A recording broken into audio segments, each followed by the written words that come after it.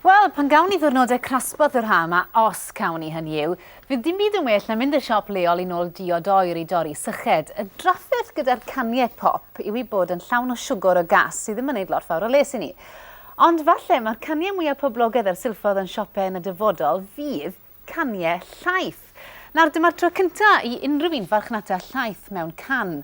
Y broblem yn y gorffennol oedd siwt i gadw'r llaeth i flasu'n ffres ar ôl cyfnod hir ar y silffodd.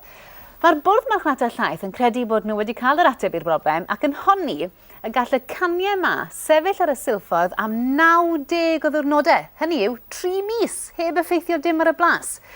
Gadewch ni weld siwr flasu ar y llaeth yma. Mae'n brofiad od agor can yn wy'n arllwys llaeth mas ohono fe. Yna. Wel, os chi'n licio llaeth, mae'n blasu fel llaeth.